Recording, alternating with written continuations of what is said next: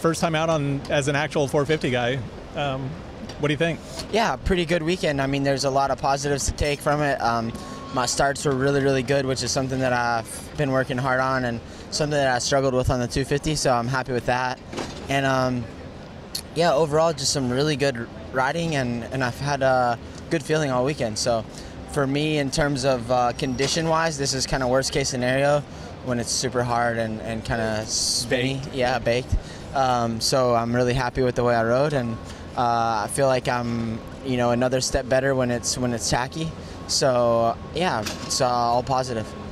Grabbing a win had to be cool in that first heat today. Yeah, that was actually probably maybe the worst I rode all weekend, just because I was like kind of searching. The track was still smooth, which doesn't really play to my hand. So, but yeah, Vince was riding really good all weekend too. So it's nice to take a win, take some hole shots, kind of be in the mix, make some passes here and there. So I'm happy with it.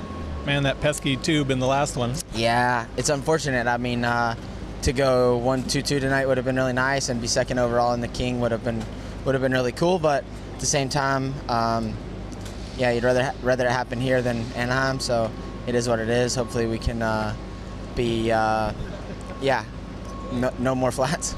How much of this is just all about learning before you get to A1? For me, it's 100% about learning. I mean, I haven't raced since I got hurt in Colorado, so this was my literal first race back, and first race on the 450, just kind of with the new bike and everything. So for me, it's a pretty good accomplishment to come out and have a positive weekend.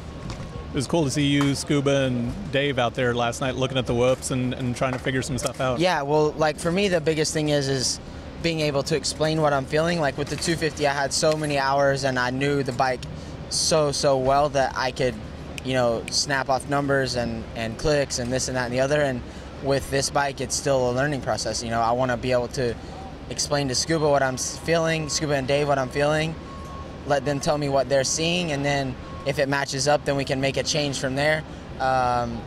And hoping that it's the direction that I'm thinking, and if not, then that's a mental note for me to change the way that I'm thinking to be more like what they're thinking. So it's just nice to have guys who are committed, and that's one thing that this Rockstar Energy Husqvarna Factory Racing team is committed. There's things that the 250 liked that maybe the 450 doesn't, and with your style. So have you had to adapt a little bit to it? Man, the 250 thing, like, it's at such a level now that you're searching for like millimeters and inches everywhere, and it's so nice to ride the bike and not have to worry about jumping jumps out of a corner, or stressing about jumping a triple or all that stuff. Just to go out there, use more technique and more kind of raw ability, if you will, and be able to go out there and just really ride the way I can ride. And I feel like that a lot of people have noticed that. I've had a lot of comments about how much smoother and like more mature I look on the 450, which is something that I work hard to have, and also something that I really feel with my riding.